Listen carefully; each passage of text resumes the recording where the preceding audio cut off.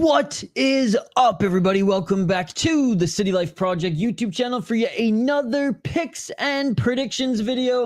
Today, we are going to be covering UFC Fight Night, Lemos versus Jandiroba, a card that is getting thinner and thinner by the minute, it seems like. We're going to start at the prelims. We're going to end at the main event. I will also get to my degenerate and safe parlay brought to you by my friend Volcan at the end of the show. If you haven't already, smash that like button and subscribe. Ring that bell for notifications so you never miss an upload, so you never miss a live stream. We'll get through a little bit of a chunk of this card, then we'll get back to the comments. So we'll get through like the first three, then we'll get back to the comments, ladies and gentlemen, because I want to hear your picks and predictions as well. Let's get right into it, starting with a heavyweight fight on this card. To open up this card, we have Mohammed Usman against Thomas Peterson. Shout out to Thomas Peterson from Minnesota, baby. Let's go. Let's go. Mohammed Usman, 10-3 as a pro. He's 3-2 in his last 5 fights. Lost his last fight to Mick Parkin. He's the favorite at minus 150, 35 years of age, and weighed in, I think, like 30 pounds under the limit, 25 pounds under the heavyweight limit, despite being a little bit taller than Thomas Peterson, who's 8-2 as a pro, also lost his last fight. Also 5-2 in his last 5 fights. He last lost to Jamal Pogues via decision in his last fight before. That was his UFC debut coming off Contender Series before they needed a 3-fight win streak. One of them being a submission, 2 of them being knockouts. Thomas Peterson, 8 KO TKOs, 1 submission, 0 decision. He only finishes his opponents when he is victorious. 6-1 in LFA, 0-1 in the UFC, 1-0 on Contender Series. Now, it's not like in the LFA he was taking out the best guys, but not the worst in his last little run here as well. Yeah, lost to Waldo Cortez Acosta. Well, he's in the UFC now.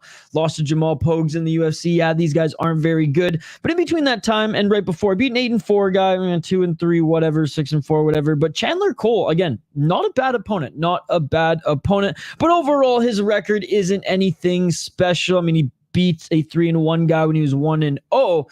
And was able to finish him as well. 2-2 guy when he was 2-0, but that's just the thing. That's just the thing. The UFC is trying to build up their heavyweight division, but not necessarily with the best heavyweights out there. He did go 5-0 on the amateur scene, so I will give him that.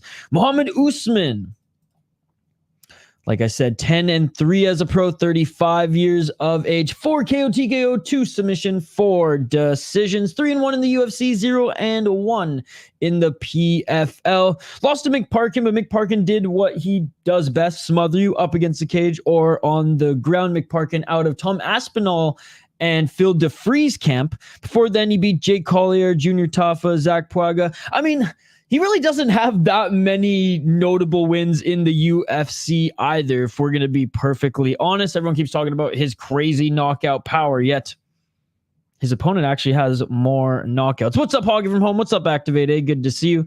God, yeah. I'm going to go with Mo Usman, but I understand why the odds are so close here. And honestly, it's heavyweight MMA.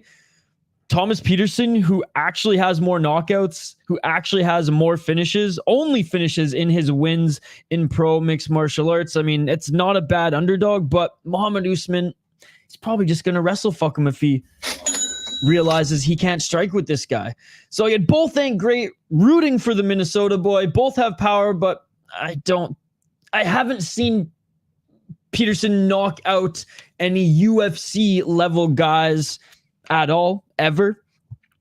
Mo can lean on his wrestling if needed and tire out Thomas, in my opinion.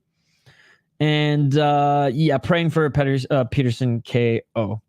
Peterson, whatever the case. Parkin, grappler, bust. Yeah, exactly. So anyways, picking Mo Usman. I understand why the odds are so close, though, given that he actually has some knockout power, and Mo Usman could make this a boring fight if he realizes he can't strike with this guy. Okay, moving up the card here. We have Luana Carolina against Lucy Pudilova. Lucy Pudilova coming out of one of Mean Activate A's favorite promotions, Octagon. However, hasn't fared too well in the UFC since coming over. She's 14-9 as a pro, 3-2 in her last 5 fights, going up against Luana Carolina, who's 10-4 as a pro, also 3-2 in her last 5 fights, but on a 2-fight win streak.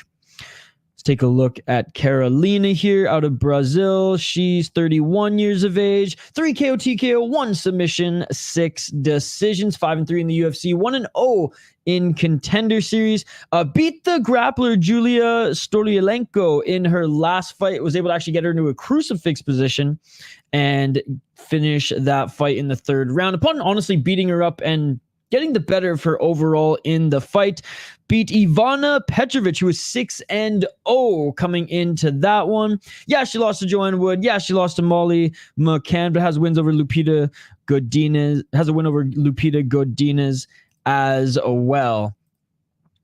Her opponent, Lucy Pudilova, who's actually the favorite in this one, minus 120 up against the, what was it, plus 100. Yeah, the underdog, plus 100 for Luana Carolina. 14-9 as a pro, 30 years of age, 3 KO, TKO, 2 submissions, 9 decisions. Has never been knocked out, only submitted once.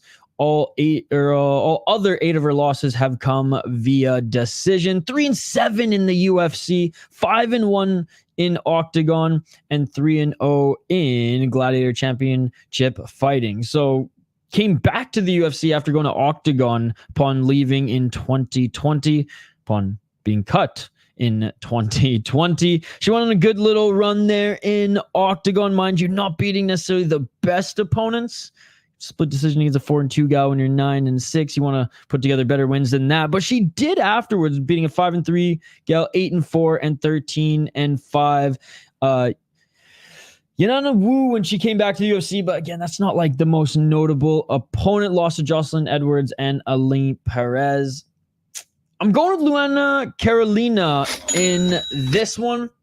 She actually showed that she has good takedown defense. She's got decent striking, bigger, longer reach, stronger overall, in my opinion. Pudileva's wins in Octagon weren't that impressive. Her last win in the UFC, not that impressive either. Whereas Jocelyn Edwards, man, she's horrendous. She's horrendous. Let's be perfectly honest. Luana is better everywhere than Pudilova, in my opinion. So I'm going with the underdog here, Luana Carolina. All right, let's move on to the next one here. We have Loic Razabov against Trey Ogden. I'll get back to you guys' comments after this one. Loic Razabov, he's 18-5-1 as a pro, and he's been fighting for a while, and he's been fighting in a bunch of different promotions. He's out of Tajikistan. He's the slight favorite in this one. I mean, this card is very interesting betting-wise. There's a lot of close odds in a lot of close fights. Let's be perfectly honest. The Tajik tank, like I said, 18-5-1 as a pro, 3-2 in his last 5 fights, 33 years of age. Trey Ogden, who's never an easy fight, 17-6-0 is the submission machine. That is not his nickname. His nickname's a Samurai Ghost, but he is a submission machine. 2-2-1 in his last 5 fights. So it was a premature stoppage that was eventually ruled into a no contest. He's 34 years of age, so they're similar age. 0 KO TKOs. How can you call yourself a samurai with 0 KO TKOs, bro? He's never been knocked out, though. He's never been knocked out. He's a tough son of a bitch. He has 11 submissions on his resume and 6 decisions. 2-2-1 in the UFC, 3-1 in LFA, 1-0 in Bellator. Last win coming against Kurt Holobaugh. Before then, no contest with Nicholas Mota. Lost Ignacio Bahamondes. Beat Daniel Zellhuber, though. So he's like two prospects here. He beat one of them, lost to the other one. Lost to Jordan Levitt. I mean, Jordan Levitt's fine. Split decision, though. You got to get those wins. And that was coming right off Fury. And he's fought in LFA. He's actually fought in some decent regional shows. Like I said, dabbled in Bellator as well. Louis Radzabov. I keep wanting to say Radzaboyev or some shit. Radzabov, 18-5-1 as a pro. He's out of Kill Cliffs. He's out of a pretty good gym there. 8 KO TKOs. Only been knocked out once. Never been submitted. 5 submissions to his resume and 5 decisions as well. He's a guy coming from the PFL where he had 9 fights, 4-4-1 in the PFL, 2-1 in the UFC. Beat a really good opponent in his last win, Al Sawadi, who actually beat, if I'm not mistaken, that British prospect, Hardwick, George Hardwick. Yeah, beat George Hardwick on Contender Series. Michael Murphy. Jake Sebastian. Like, yeah, this guy actually has some really good wins on his resume as well. So he was able to take out Al Sawadi, who is no joke. Lost to Matus. Rebecca got caught by him. No shame in that. If he would have taken Rebecca to the 3rd round, he probably would have won, let's be honest. No, but there's no shame in losing to Rebecca there. Beat Esteban Ribovic. Very, very good fight. Zach Zane, man, that was an Eagle FC. That one doesn't really matter. He lost to Rash Manfio, unanimous decision. Manfio couldn't submit him, and that's Manfio's thing, right? He's a submission artist. Got that loss back and beat Alex Martinez, who's 8-1 at that time. He can actually beat some decent opponents in the PFL. And again, his resume is overall not that bad. Beat 8-0 guy when he was 6-0. Yeah, crushed some cans early in his career, but when he was starting out there. I actually really like this guy. I think he's very well-rounded. God, a lot of good matchups on this card. I am going to go with Loic Radzhabov on this one. Trey Ogden is no easy out. I just think Radzhabov is a little bit better than him at this stage in his career. Both guys have surprised me in cases. Both guys have disappointed me in cases. But recently, I like Loic's wins just a little bit better than Trey Ogden. I think Loic is dangerous everywhere, both on the feet and on the ground. He does have better KO power than he does submissions, as he predominantly submits lesser opponents, but he can hang with good submission artists on the ground and have and implement and employ good submission defense. Again, Trey Ogden's never KO'd anyone. He's tough, though. He's a great grappler. Yeah, this one was tough to pick, but I'm going with the guy who's a little bit more well-rounded. I'm going with the heavy-handed guy in Radzhabov. All right, let's get to your guys' comments here. Let me just tee up this one. This feels like a weird split decision where 2 judges have a 30-27 both sides. In the Luana Carolina fight, yeah. Loic is smaller than I thought. Yeah, he's like a little fire hydrant, man. That's how he's kind of built. That Al Sawadi was winning before he got to the 3rd round KO also. Yeah, Al Sawadi's good, man. Al Sawadi is good. All right, let's turn our attention to this next one. Miranda Maverick against Dione Barbosa. Miranda Maverick 13-5 as a pro. She is 4-1 in her last 5 fights. She's the favorite at -205. Barbosa 7-2 as a pro. 4-1 in her last 5 fights on a 4-fight win streak. She's 32 years of age. Maverick 27. Barbosa 0 KO TKO. She's been knocked out once. She's never been submitted, as 3 submissions on her resume and 4 decision victories. 2-1 in LFA, 1-0 in the UFC, and 1-0 off Contender Series. She beat a predominant striker in her last fight who was undefeated anyways. Before then, she beat a 5-1 gal. 5-6, a 1-1 there in LFA. She was on 2-fight losing streak before then, but against a 5-1 gal, I'm not going to rip on her for that. And beat a 9-3 Karine Silva when she was only 2-0. That's a great win. That is an awesome win, actually. Looking at Maverick. 27 years of age, out of Elevation Fight Team. Only one KO TKO, but her striking is getting a little bit better. 7 submissions, has never been submitted. I wouldn't even say that like her jiu-jitsu and like submission grappling is anything special. She's just a strong woman with decent wrestling. 5 decisions, 5 decision wins, 5 decision losses. 6-3 in the UFC, 6-2 in Invicta. Beat Andrea Lee, again, a striker. Beat Kruschewsky, who hasn't. Lost to Jasmine Jasduavicius. Beat Shayna Young, Sabrina Mazzo. Mazzo's actually okay. Lost to Blanchfield and Macy Barber in a very close decision. Beat Jillian Robertson. Jillian Robertson, you know, this submission specialist. So actually has some decent wins there in the UFC. Again, another close fight. I honestly think the odds should probably be a little bit closer in this one. One of the reasons why I don't think they are is just because Maverick is beefier, a little bit bigger, a little bit stronger. And that's the reason why I'm picking her.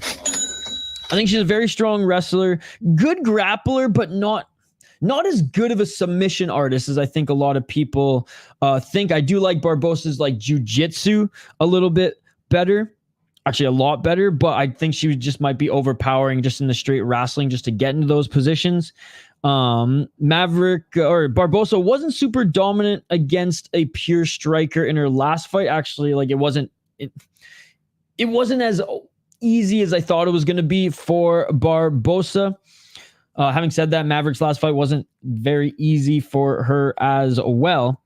Maverick hands are getting a little bit better, and she's only really lost to the top girls in her division with, you know, the Macy Barbers, Jasmine Jasduavicius, most recently, as we saw.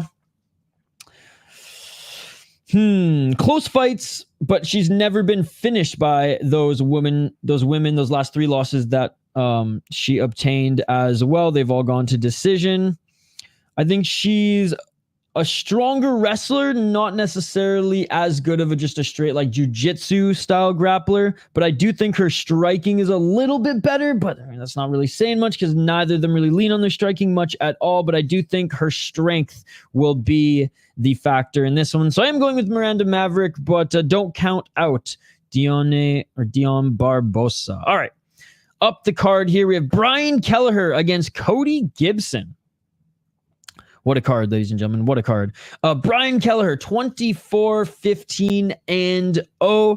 He is 2-3 in his last 5 fights. He's on a 3-fight losing streak up against Cody Gibson, who's 19-10 as a pro. Also 2-3 in his last 5 fights. He's only on a 2-fight losing streak. And he's the pretty big favorite here. He's 36. Kelleher's a 37.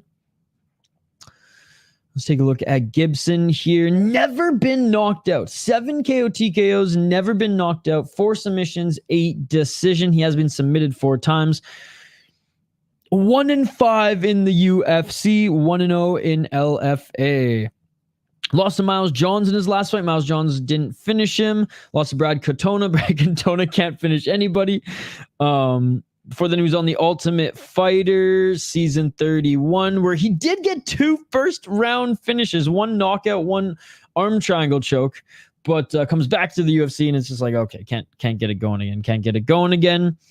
Lost to an older Ray Borg in Eagle FC. He had some okay fights on the regional scene. I mean, he beat John Dodson. On the regional scene. And John Dodson, you know, far from his prime, but, you know, still a pretty good fighter. But yeah, it's like since he left the UFC, a few good wins, 7-2, 13-3, 11-4 guy, 19-3. Honestly, as far as a lot of those comeback guys on that season of The Ultimate Fighter, his resume upon leaving the UFC was more impressive than a lot of those guys, if we're going to be perfectly honest, but just hasn't been able to put it together since his return, despite going up against 2 decent guys.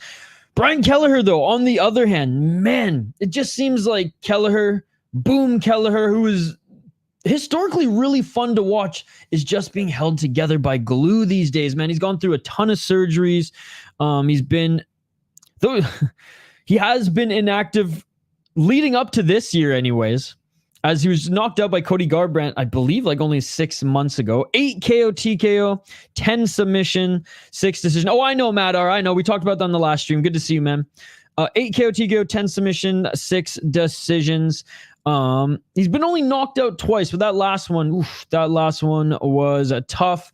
8-8 in the UFC, 0-2 in Bellator. Yeah, I got knocked out brutally by Cody Garbrandt in the last one, and then before then was choked out in the first round against Mario Bautista and Umar Nurmagomedov. Now I'm not gonna rag on him much for losing to Nurmagomedov, and Mario Bautista is a good fighter as well. Cody Garbrandt has knockout power, so like I don't even want to rip Kelleher here. I mean, like I said, historically he's always been a fun guy to watch.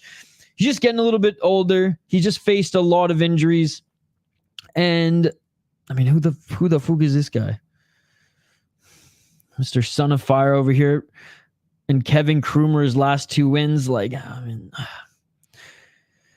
he's just not the same, man. He's just not the same. I mean, he had good wins back in 2020, but shoot, man, this is 4 years ago against Hunter Azure and Ode Osborne. Since then, just hasn't been super impressive. He likes to fight exciting fights. He leaves himself open at times, and I do think Cody Gibson will get the better of him in this one. Do I think Cody Gibson is just going to knock his ass out? No. But I think Cody Gibson will win this fight. Both are old. Cody Gibson's never been KO'd in pro MMA. Like I said, in regards to Kelleher, a lot of injuries and surgeries in his 30s, and was brutally KO'd in his last fight, which was, just over 6 months ago. Taken out in the first round 3 times in a row now. I do like Cody Gibson striking. He just doesn't have a lot of just straight power in that striking up against a lot of these UFC level guys anyways.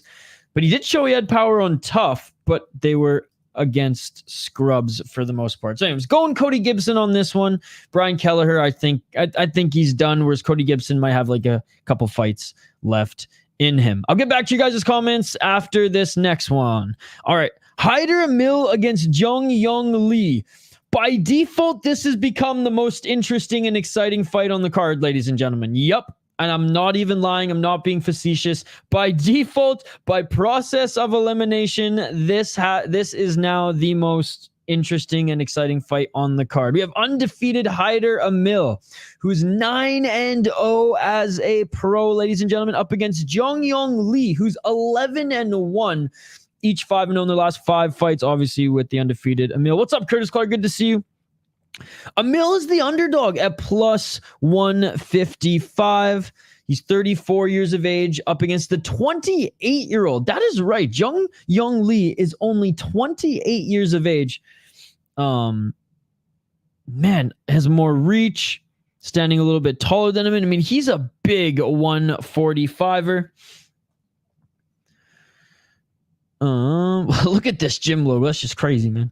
Looks like a comic book in itself. 4 KO TKOs, never been knocked out. 3 submissions, never been submitted. His only loss came via decision. And he has 4 wins via decision. 2-0 in the UFC, 7-1 in Road FC.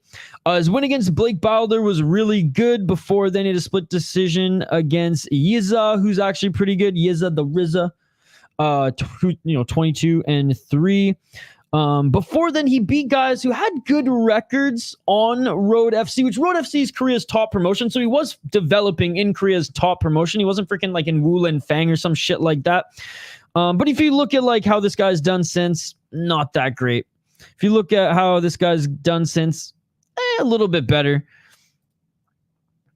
Actually not too bad. So what I'm saying is just, unlike the Chinese fighters who usually just crush a lot of cans, he's actually fought some decent guys in Road FC, but not necessarily to like some of these guys in LFA developing with the same looking record. But overall, I've really enjoyed watching him develop. I've really enjoyed watching his last few fights. And he went 3-0 on the amateur scene. Hyder Amil, again, undefeated, but his last fight was against, 5 KO TKO, 1 submission, 3 decision. 3-0 in Bellator, 3-0 in LFA, 1-0 in UFC, and 1-0 off Contender Series. Fernie Garcia moved up a weight class to fight him. I think it was on short notice, if I'm not mistaken, and you could see the size difference in that one. He did have a great win on Contender Series, but he didn't knock out his opponent, okay? He didn't knock out his opponent. And the Chase Gibson fight was a lot of fun. I actually went back and rewatched that one today, as well as the decision against Devontae Sewell. Other than that, again, didn't really take on the best guys coming up, but this win, how's he doing now? Okay, 7-4, hasn't fought too much, but going up against a 6-3 guy when you're 2-0 and submitting him in the first round, like, respect there. It's interesting. They both can get hit a lot. They both have big friggin' heads, which is kind of funny. I saw two channels when I was listening to their breakdowns mention that as well, and then when I was watching some of their past fights again, because this is the most interesting fight on the card now, just to kind of get a little bit more familiar. I was like, oh my God, yeah, they both have friggin' big heads over here. So they both take a lot of shots to give shots, but I truly believe Hyder Amil does more than Yong Lee, or does get hit more than Yong Lee. In my opinion, the ads on Tapology are just not going to leave, so we're just going to leave it there. I'm going with Yong Lee. He is the favorite at minus 185. He's very light on his feet, and he's got a very good technical stance. He's big for the division. He's actually quite dangerous. He hits very hard. He has a lot of power, and when he gets to the ground, he's strong, and he can be a submission threat on the ground as well. Young with a bunch of good fights on his resume. Explosive very early in fights. Like, he wants to get the fight done. He wants to finish the fight in the first, even the first 2 rounds. He does slow down his pace, whether it's because he gasses or feels that he's up and kind of holds on to wins in the 3rd round, which, again, when you get to the UFC level, that's a little bit of a dangerous way to fight. He has the reach advantage. He's never been knocked out. Hyder's dangerous as well, though. Don't get me wrong. He's dangerous as well. He's got some power in his shots. He's good at scooping up the legs, even with low leg kicks, and taking you to the ground and controlling you in the top position, landing some good ground and pound. This is a really fun matchup. Overall, I think the more skilled striker in Yong Lee is going to take this one. All right, let's get back to your guys' comments here. Maverick overrated. I think a little bit as well. But bro says better hands than Maverick for jiu-jitsu girl. Yep, that fight was canceled, which hurts my soul. I love me some Iron Turtle, baby. One was fire this morning. Bro, I stayed up all night again. I pulled another all-nighter, finished working. I had to skip Octagon as well, but I did catch a few of the fights. That one with the spinning elbow was absolutely insane. There was only like 1 or 2 fights that didn't end in a finish, right? Dude, One Friday fights. Say what you want about One Championships products outside of the One Friday fights, but the One Friday fights never disappoint. Good to see you, Curtis Clark. I think his fight closer than people think. Gibson is so bad. I work from 4 a.m. to 5:30 p.m. You worked from 4 a.m. to 5:30 p.m. today. By the way, sorry I missed you while you're in the state, man. Next time you come through, hit me up ahead of time, and we'll roll out the red carpet. Amil is a punching bag. Yeah, so I'm not the only one. Less bodywork is nice. Lee has great boxing. Yeah, dude, he's just a joy to watch. And at 28 years old, he should have a good long career. Yo, what's up, Spiro? Good to see you, my friend. Hey, what a case. Long time no see, brother. How are you? I hope you're enjoying your summer. It's good to see you, man. Good to see you. No more streams tonight, but I will be live tomorrow morning, bright and early, 5 a.m. Eastern. And basically, we're streaming all day. We got Japanese boxing in the morning, Octagon, and we'll keep tabs on KSW and Glory as well while that stream's going on. UFC, then A1 Combat. Tomorrow is going to be a full day. Hope you can join us for a little bit of it. But it's great to see Spiro. It's great to see What a Case, Activate A, Matt R, Curtis Clark, Josh. Sorry, I missed your comments. Lucas smaller than I thought. And Hockey from Home, Austin Malley as well. Appreciate you guys. Appreciate you all. All right, let's get to the next one here. We have Choi against Bill Algeo. Now, Choi, one of those cases of guys who came in young, made an impression and then had to go do his military service and also nursed some injuries, so lost a lot of his career. Like, his last win in the UFC was 8 years ago. Crazy, man. Crazy. 8 years ago, 7 years, 6 years, 4 years, last year. Like, talk about one of the most inactive fighters still under contract in the UFC. Now, again, for things out of his control, but still. His last fight against Kyle Nelson ended in a majority draw. He was beating Kyle Nelson, but then there was a clash of heads. He got a point taken away for being the guy who headbutted Kyle Nelson, who initiated it, and thus that fight became a draw. He's the slight underdog at plus 135, and Choi's 33 now. Man, that's crazy. 11 KO TKOs, 1 submission, 2 decision. This guy hits hard. 3-3-1 in the UFC, 1-0 Sengoku Raiden Championship. Lost to Charles Jourdain, Jeremy Stevens, Cub Swanson. But actually had some good. That fight against Cub Swanson was an absolute war. If you guys have not seen it, go back and watch it. Such a good fight.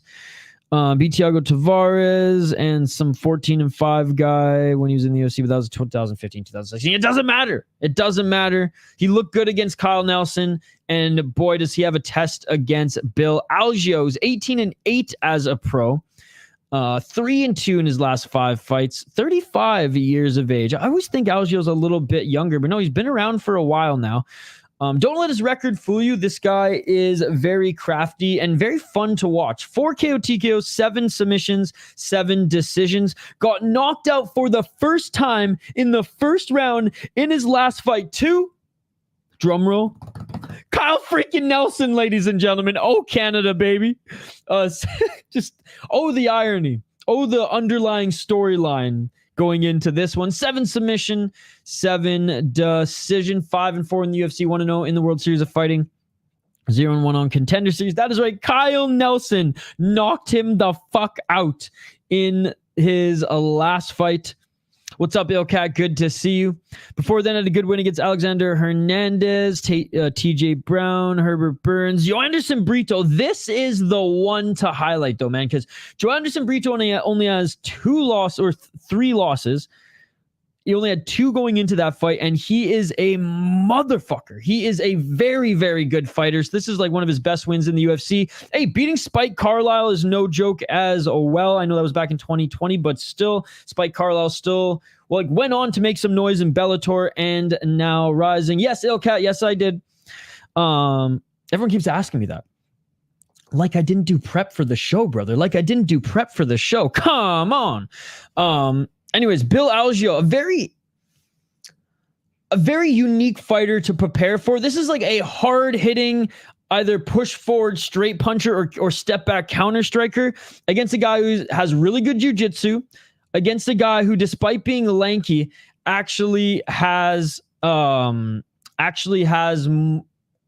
decent wrestling and just hard to prepare for. So I'm actually going with Bill Algeo. I guess it was more of a TKO. He rocked him and then landed a few more shots. You're right. Despite him having 18-8, yeah, I'm going with Bill Algeo on this one. He is the favorite coming in. Again, I can't believe he got TKO'd by Nelson, but shout out to Nelson in that one. And Nelson has a fight coming up soon here. And Nelson's not a bad fighter. He's one of those guys that's good everywhere, but not great anywhere sort of thing. Again, dude, Choi, just what an unfortunate career. Dealt with a lot of injuries. Had his military service that kept him from fighting in the UFC, kept him from fighting in North America. Very unorthodox style for Bill Algeo. He's got really good footwork. I love that wide stance where he still keeps his hands up. Unlike that kind of that wide karate stance or that wide boxer stance that we've seen in mixed martial arts. Dude, Choi does have power, and Algeo did get rocked in that last fight. That was only 3 months ago, so keep that in mind. That was only 3 months ago as well, but he's got some sick and slick grappling. Hard to prepare for, like I said. Love his head movement and footwork. Light, quick on his feet, and just light and quick overall, and lanky. So This is going to be an interesting one. I am going with the favorite here. I am going with Bill Algeo. All right. Yeah, we'll get back to the comments after this one. Cody Durden versus Bruno Silva. Cody Durden, 16-5-1 as a pro, up against Bruno Silva, who is 13-5-2. Now, I love watching Bruno Silva fight. It's just like, man, he's inactive. He doesn't fight that often. I mean, his last win was, his last fight and his last win was a year and 4 months ago. Before then, 3 years ago. Yeah, I guess he was active this year, but still. Doesn't fight often, not as active as Cody Durden, who's seemingly fighting like every 4 to 5 months. Bruno Silva, 34 years of age. He's out of Cejudo's camp in Arizona. Slight underdog in this one, 3-2 in his last 5 fights. 5 KO TKO, 4 submissions, 4 decisions, 3-2 and 1 draw in the UFC, 1 draw in LFA. What is this? Or sorry, 1 no contest in UFC, 1 draw in LFA. Brutal knockout. Or sorry, brutal finish against Tyson M. Did he not knock him down and then get the rear naked choke in that one? I didn't rewatch this fight as I was preparing for this one, but I do remember he like knocked him out with like a straight punch, if I'm not mistaken, and then got the rear naked choke. I did rewatch these two because why not? But again, Victor Rodriguez, JP Buys, these are guys that you should finish. And the fact that he did in the fashion that he did, good fighter, good fighter. Lost to Ulanbekov, no shame in that. David Dvorak, who's pretty good as well. He has some good wins on his resume, and he's just a very well-rounded fighter. Cody Durden, though, has actually impressed me these last couple years. 16-5-1 as a pro. He's the slight favorite at -120. Did lose his last fight too. Ulanbekov, someone who Bruno Silva lost to as well. Before them was riding a 4-fight win streak. Let's see if it was a little bit more. Yeah, riding a 4-fight win streak. 6 KO TKOs, 5 submissions, 5 decisions. He's never been knocked out, but he has been submitted 4 times. So keep that in mind going up against Silva. Only lost 1 fight via decision. 5-3 and 1 draw in the UFC, 6-1 in NFC, and 2-1 in 8-6-4 fighting championship. In that 4-fight win streak, yeah, he beat JP Buys as well. Carlos Mota, I like that win. Charles Johnson, like that win. Jake Hadley, like that win. Lost to Mokaev. It's actually a pretty good win as well. Yeah, he will always be remembered. He'll always be remembered by getting flicked by Jimmy Flick, though. That was a crazy, crazy sequence. Man, this card, like, either we're gonna look like geniuses with our picks, ladies and gentlemen, or we're gonna look like absolute fools, or we're all gonna end in 500 because there's so many close matchups. And again, I'm picking Durden to win, but like Bruno Silva has all the tools to win this fight as well, right? So another very interesting and what should be a fun fight. Let's be perfectly honest. And I even wrote in my notes, very tough to pick here. Both have finishing ability, but Durden's been more active. He does have KO power as well. He's a little bit bigger. He has good wrestling, has solid grappling, and he's good at pinning guys up against the cage, landing a couple shots, breaking, and then going back to striking. Repeat. Bruno Silva does have good grappling, though, and has 4 submission victories on his resume. Cody Durden does tend to lose via submission, as we saw there. Bruno Silva hasn't fought in over a year. I really do like the last 2 wins by Durden. And yeah, Silva did face some injuries throughout his career as well. Only 34 years of age. I remember him coming in and everybody talking about him as being like the next big threat in the UFC. Let's see if he can continue his win streak and become that big threat again for another year or 2 in his mid-30s. But in this one, I do think Durden will get the win. I don't think Durden's going to knock him out. I think he'll just do enough to win by points. All right, before we get to this one, let's get back to the comments. Yeah, remember Bill was a big favorite in that fight. It's good to see you, Ilkat. Yeah, heard about the Tavares and Iron Turtle fight. Gutted. I'm excited to see Superboy back tomorrow. Who wins, Paul or Perry? I'm rooting for Perry, obviously. Paul, he's more of the seasoned boxer. Keyword boxer. And you know, Jake Paul does have power, but Mike Perry's a son of a bitch. Is a tough son of a bitch. I don't think Jake Paul is gonna knock him out, but Mike Perry can't fight like this is an MMA fight, can't fight like this is a bare knuckle fight. If it's true that Mike Perry has been training as much boxing, you know, even during his BKFC run as he had, I will pick him to win. But again, I don't know. I'm probably wrong on that pick. I just don't want to see Jake Paul win another one. And again, I'm not like a Jake Paul hater. I actually respect him a lot more than other influencers who've gotten into fighting because he's actually taken it seriously and he's more of a boxer now, I guess, than he is an influencer. You know what I mean? Whereas his brother is still doing a little bit of everything. But yeah, obviously I want to see one of our own. I want to see Mike Perry win that one. Paul going to be too much for Perry. All good, Spiro. All good. Yeah, Durden. Bruno Silva was on fire before his injury. Yup. Remember him being pretty bad and just improving all of a sudden. He's very like explosive and fun to watch.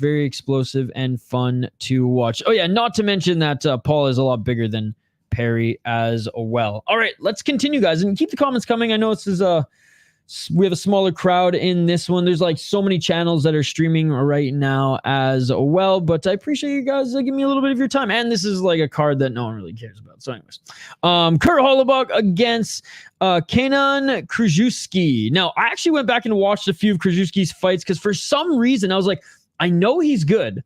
I just don't remember why he's good. So I went back and watched like 3 to 4 of his fights today, and man, his striking is sick. He is a very good boxer.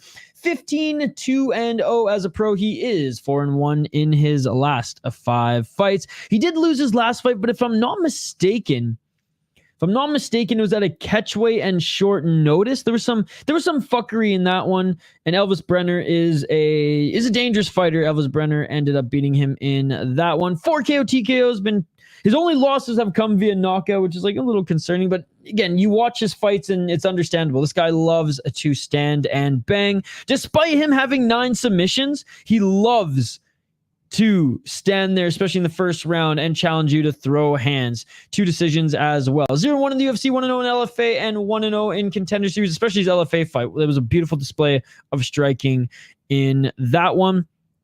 Dude, he has some good wins on his resume, especially some recent good wins. 8-3, 10-5, 5-1, and 7-2 on Contender Series. Again, I don't blame him for that Elvis Brenner loss. Elvis Brenner is not only a dangerous fighter, but this fight was, I believe it was at like it was at a catchweight, was it not? And it was thrown together short notice. His opponent, Kurt Holobaugh. Hey, we remember Kurt. 20-8 as a pro. He's the slight underdog at plus 130. He's 37 years of age.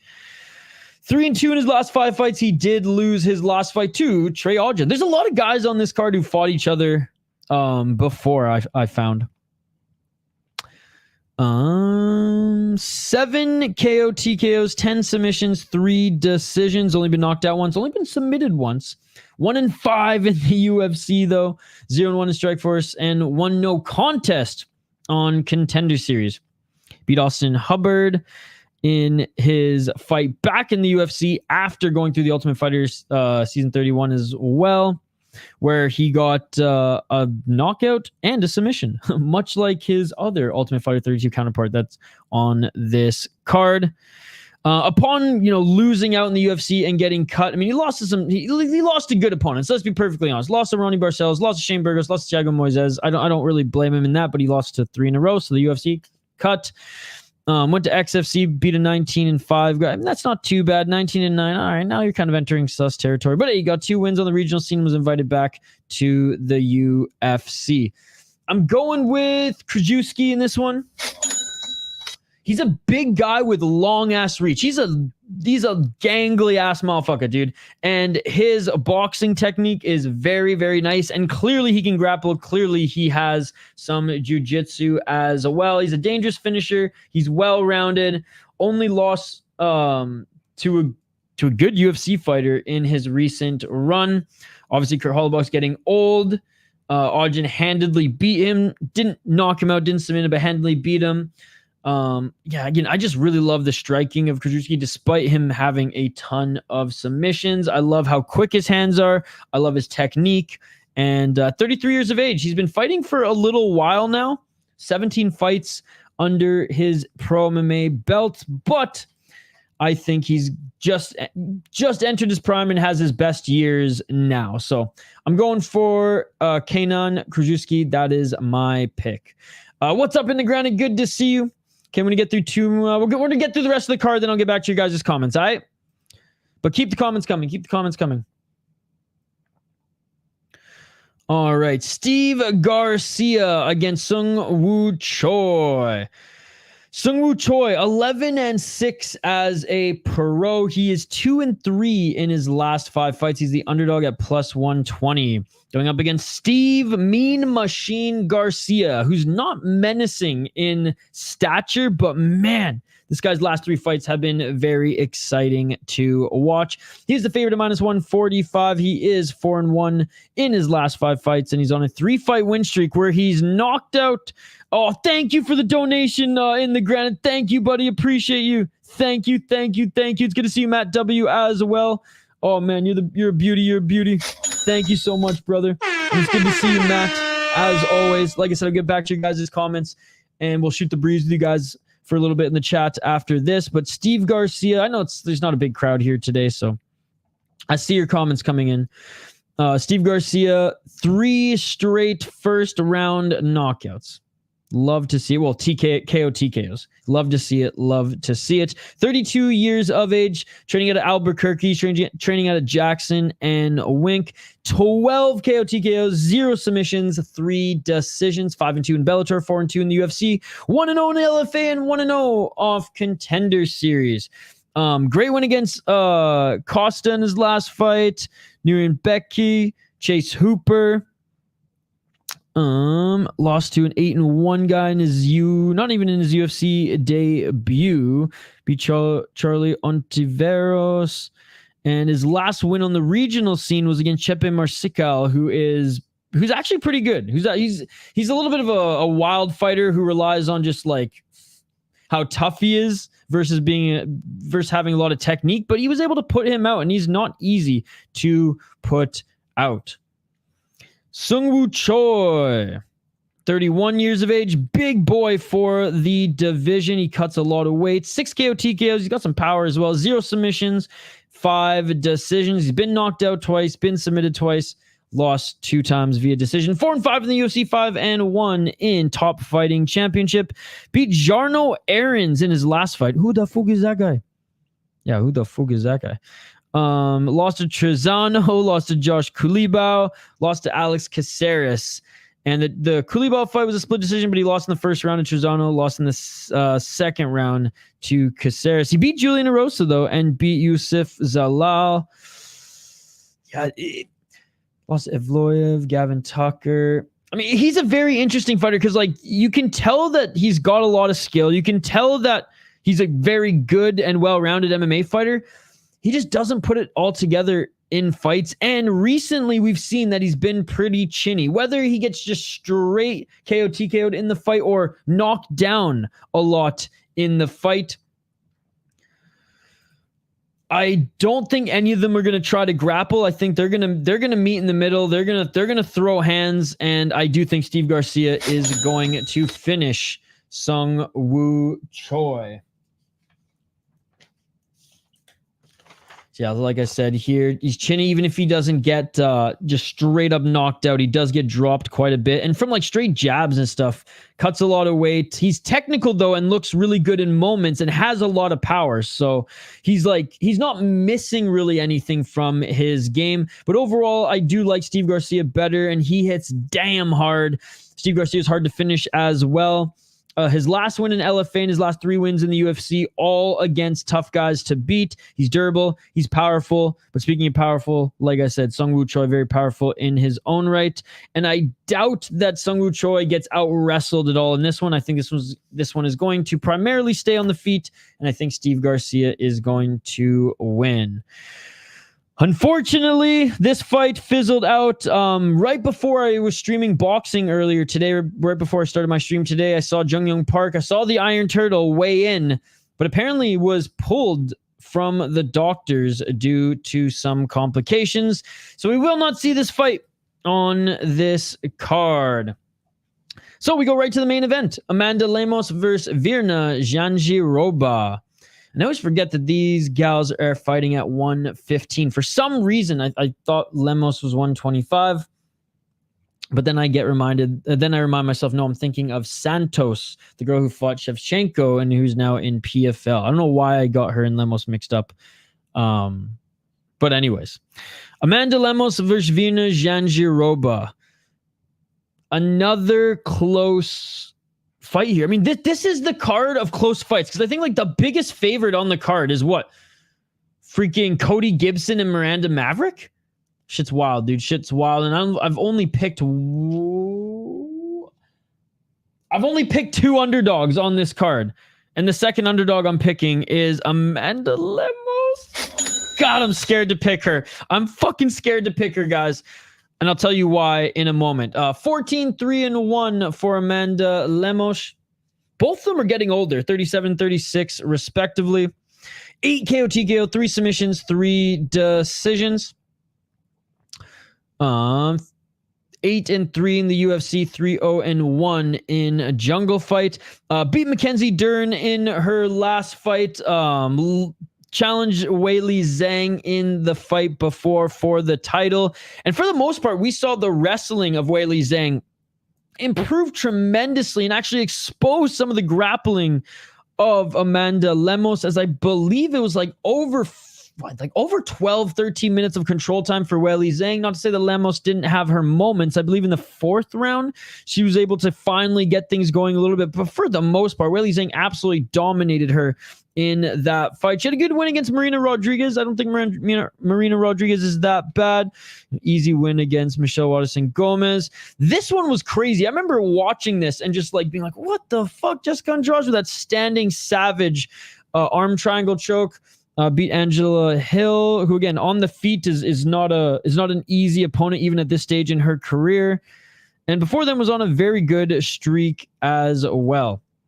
Virna Jandiroba, though, insanely good grappling, and she's wicked strong for 115 pounds. 4-1 in her last 5 fights on a 3-fight win streak. She is the slight favorite in this one as well.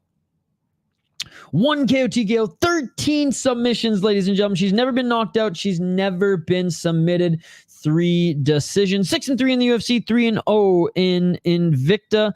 Beat Lupita Godinez in her last fight. Also has a win over Marina Rodriguez, and actually has a win over Angela Hill as well. Again, I said that there's so many little interesting things about this card, and there's a lot of fighters who fought each other or who share the same, former opponents, and a lot of fights that are very, very close as far as the betting lines go, and as far as just like the matchup, like them being good matchups. Did lose to Amanda Ribas and Mackenzie Dern, though. So is MMA math a real thing? We shall see. We shall see. But I'm going with Amanda Lemos on this one. She's not as good of a grappler as Jandiroba. That was proven against the Weili Zhang fight. However, she was able to hang in there and beat Mackenzie Dern, who is all grappling, nothing else. She beat up Dern pretty good. She's the better striker. She has way more power than Jandiroba. Thus, she's way more dangerous on the feet. But Jandiroba is way more dangerous on the ground. And unlike Weili Zhang, who's very good at grappling and wrestling and can set up some ground and pound, Jandiroba is looking to submit you. She's looking to break your arm or put you to sleep. And again, Jandiroba never been finished. We're talking about Lemos' power. Jandiroba's never been finished. She is tough as nails. However, she lost to Dern. Amanda Lemos just beat Dern. I'm banking on Amanda Lemos working on her takedown defense and ability to get back up to the feet, whether that's in open water, in the center of the cage, or up against the cage for this fight. I'm also hoping she worked on her takedown defense against those judo-style throws and trips up against the cage that Jandiroba does like to employ as well. Lemos needs to keep this on the feet, and I do think she will win if she does. That is it, ladies and gentlemen. That is it. Not the biggest card, not the most exciting card. Like I said, by default, by process of elimination, the Jeong Lee fight has become the best fight on the card. We'll get back to you guys' comments here in a sec, but I want to give you my degenerate and safe parlay of the week, brought to you by our friend Volkan. Degenerate parlay, we're going Thomas Peterson, Brian Kelleher, and Sang Woo Choi. Safe parlay, we're going Bill Algeo, Miranda Maverick, and Loic Redzhabov. My lock of the week, which again, I hate even giving a lock of the week because this sport is so crazy, you can't really predict shit. Steve Garcia. All right, let's get to your guys' comments. Hard to bet this match. Yeah, it's hard to bet a lot of these matches. I really appreciate the $2, man. Seriously, you had a good stream as well. It was cool to see Palman there. Good to see you. Like I said, Matt W, thank you so much for your membership. Kaynan the type to get KO'd in amazing fashion. Yes. Kaynan looks so sleepy in the face-off. This fight should be a banger. Had to go get some food and missed most of the predictions. Hope everyone is doing well. Yes. Shout out to everybody who's hanging out here. There's so many people who are doing like shows right now, Austin Malley. I think even Skate Tank Podcast is doing their show right now too.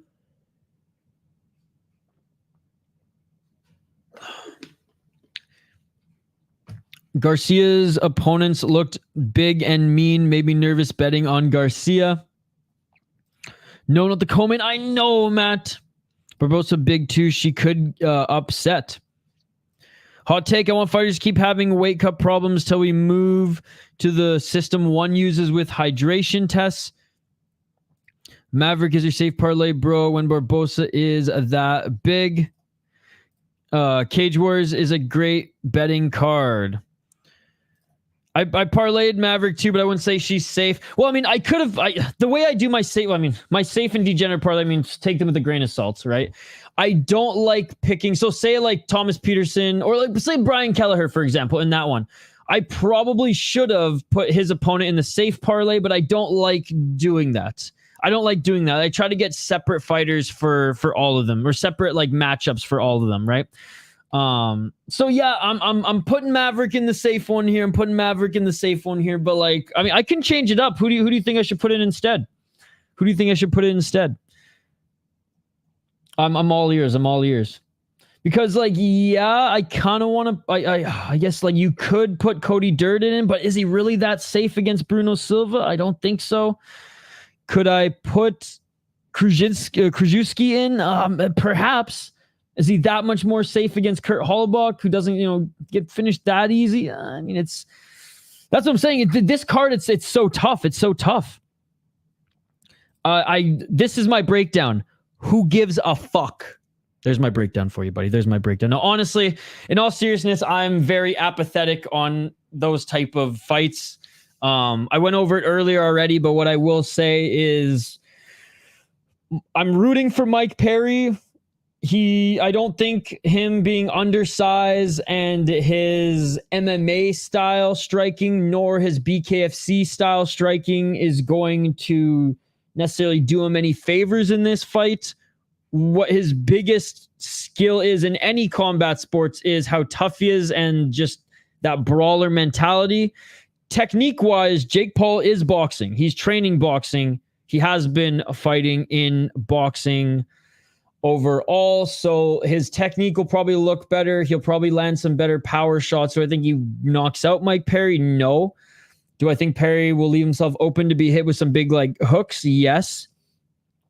I'm rooting for Perry. I want him to win. I'm hoping that due to him kind of exclusively training in boxing even during his BKFC career versus his MMA career, I'm hoping that he kind of takes this a little serious and actually keeps his guard up, doesn't just like see red and brawl the whole time, because if so, he definitely has a chance to win. But Jake Paul is most likely probably going to win. But yeah, like I said, rooting for Mike Perry. I just think Paul has a little bit more power, a little bit bigger, and is, you know, as far as all these influencer boxers go, he actually is taking it seriously, right? He's actually taking it seriously. But yes, he does need to fight some real boxers. Austin Malley, Mohamed Usman, he's gonna chin Peterson. Peterson's going to sleep, probably. Rooting for Peterson though, because he's from Minnesota. He trains with one of our homies, Alvin Guzzi Hines, who's an LFA heavyweight. Man, Guzzi Hines is like three fights. Maybe only 2 fights away from Contender Series. Guy's an absolute beauty, and his last fight was a war. I interviewed him on this channel actually a few months ago as well, Josh. But yeah, so Peterson's actually in his camp, which is super cool, and out of his gym. Peterson has more knockouts too. I'm just saying. But yeah, Usman, he's probably going to beat him, which is why I picked Usman to win.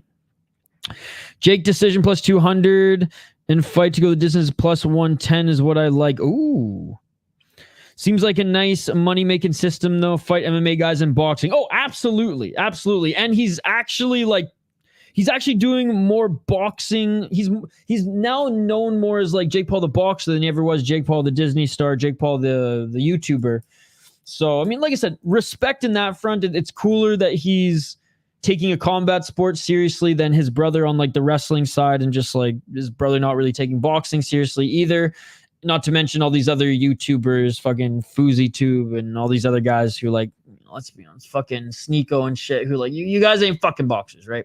Just because you're on Creator Clash doesn't mean you're boxers. However, I do like the guy from Epic Mealtime. He was a beauty. Training under Sam Hyde. That was funny as fuck.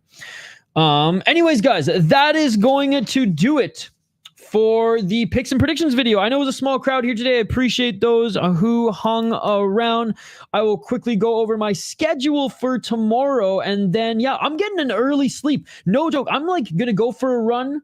I'm going to make some dinner, and then I am going to get a early sleep because I am getting up at 4 a.m., ladies and gentlemen, my time. So 5 a.m. for you guys, 4 a.m. my time, because we got some Japanese boxing, ladies and gentlemen. That is right. We have a great card of savage Japanese boxers. It may not be in a way, but it's going to be a good card nonetheless.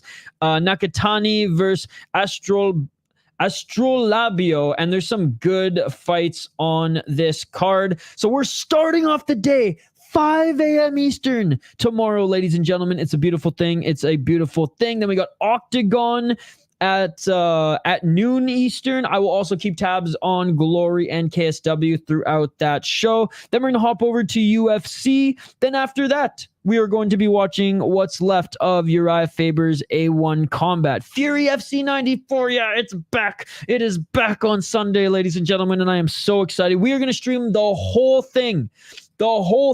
Amateurs all the way to the main event, and in between the amateur card and the main card, I will be hanging out with you guys during the break, and we can watch some highlights from the weekend together. I'll let you guys tag me on Twitter, and whatever highlight you tag me on, we will watch together. So, and then we'll have a membership stream for all of our exclusive members as well after the Fury FC card on Sunday. So tomorrow is going to be a huge day, ladies and gentlemen, a huge day. And just for some quick reference on that Japanese card, it's going to be fun, man. It's going to be fun. What I love about the Japanese boxers is they're like the Mexican boxers, except without the chins that they have, right? They don't clinch. They just go fucking at it. And Nakatani is awesome. Takana's very good as well. And I mean, we got a Japanese guy fighting a Mexican guy here. So you know this was going to be good. Tenshin Nasukawa is going to be fighting as well. Now, his last fight, he did not deserve that win. He was, in my opinion, losing that fight. And then his opponent suddenly, oh, my foot hurts. Oh, I wonder how much money Tenshin's camp gave his opponent between the second and third round. By the way, his younger brother, really, really good in kickboxing as well, and starting to fight MMA in Ryzen, so keep an eye out for him. But like I said, the Japanese boxers, man, you can't go wrong. They're always entertaining fights. All gas, no breaks. Hey, what's up, Ganscow? Good to see you, my man. Good to see you. Here's a safe multi-parlay. All right, let's go. Let's go. Mohammed Usman, Luana Carolina, Cody Durden, Cody Gibson, Leon Edwards, Bobby Green, Arnold Allen, Molly McCann, Oban Elliott, Tom Aspinall, Vicente Luque, and Michael Chiesa. Yo, somebody grab that. Somebody hit that. That is awesome. Thank you so much for sharing. Josh Ganskow, great to see you, my man. Ganskow knows. Let's go. We're about to OD on fight. Yes, we are. God damn it. Oh, I can't stop injecting the combat sports into my veins, ladies and gentlemen. And I may have stained this shirt with my pen, but that is okay. That is okay. Savage mentality, indeed. Thank you so much for the donation in the granite. And I caught a good chunk of your show today. I caught a good chunk of your show today. It was good to see some of your guests there as well. Weird day for favorite promotion to be on. I know. Hey, Vulcan, thank you so much for the super sticker, my man. Thank you so much for the super sticker. How do you like my degenerate parlay of Peterson, Kelleher, and Sang Woo Choi, my man? I'm just hopping on YouTube right now to take a look at the super sticker, but thank you, buddy.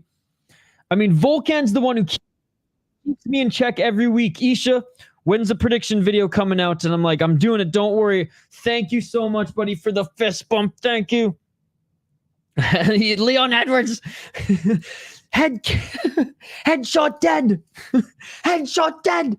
I hope he does. I hope he wins, Vulcan, because if not, I made a bet with our friend JL, and I have to change the profile picture of the City Life Project to Bilal Muhammad or Leon Edwards' crying face. So I'm really hoping Leon Edwards wins, because there is no pound for pound. The belt belongs to no one. Thank you so much for the $3, the €3, my man. Thank you so much. Really appreciate you. Pearson ruins it first leg, probably. The safe parlay is Bill Algeo, Miranda Maverick, and Loic Redzabov. Maverick's the only one that's kind of scaring me in that one. Yo, what's up, Exploring the Car? Hope you've had a great day, buddy. For how long? For a month. For a month. Vulcan, Leon Edwards has a 19.0 equals 19 win-loss ratio. Well, Bilal has an 8. Bilal is definitely losing, bro. My whole thing on it is, again, you look at their first fight, which they've both become better. They've both improved since their first fight.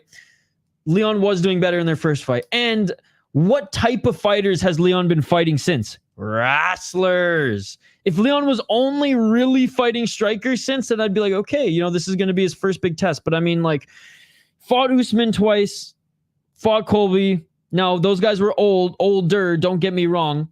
Whereas, like, Bilal's coming in hungry, but there's only one real Bilal, and his name is Bilal Hassan. For those who don't know who Bilal Hassan is, for those who are like, Isha, you keep saying that, this Bilal Hassan, guys. But by the way, guys, smash that like button if you haven't already. Let's try to get this to at least 15 likes. We're at 13 right now. Let's try to get to 15 likes. If you haven't already, smash that like button. Please do so. If you guys don't know who Bilal Hassan is, he's this knockout artist who's very new. Don't get me wrong, very new to mixed martial arts, or new to the pros anyways, but he has been landing some beautiful finishes. So that's just kind of my little joke. He's a real Bilal, is Bilal Hassan, ladies and gentlemen. I'm looking for, so yeah, his most recent knockout was beautiful, but he likes to land like spinning heel kicks and things like that as well.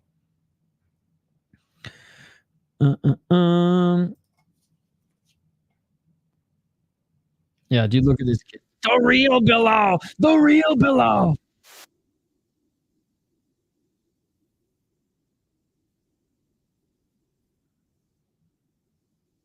That's the most beautiful one. One sec. Let's see if I can find.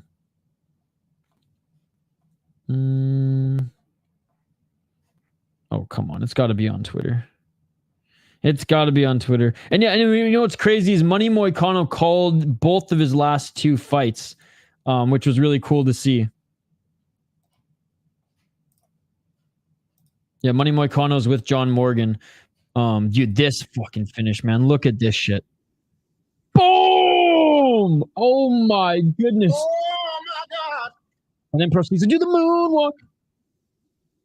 Can't wait for this kid. Now, he's super young, still pretty green. He needs a few more fights under his belt, but no, he's going to be fun to keep tabs on moving forward. So I just to be a little bit of a smartass. The real Bilal. All right, let's get some of your guys' comments here. Didn't he mount Usman? Yeah, he ain't beaten Leon. You seen that guy named Zion Clark who's been training MMA, debuting on Saturday against a able-bodied guy. He looked like a good wrestler, though. Zion Clark. Oh, yes. Yep. I did see that. But I think Bilal is the best wrestler he will face in his prime. That is true. I agree. Usman was old and was smashing the first fight. Well, Leon actually, until he faded due to the elevation, he was actually out wrestling Usman in their first fight, and then he gassed. It's on Faber's promotion. That's super cool. I saw an interview of him activated today. It's on Mike Tyson's podcast. Volk's on dope. Man, I'm so interested how he looks crazy. That he gets blasted. Doesn't he have a win in MMA already?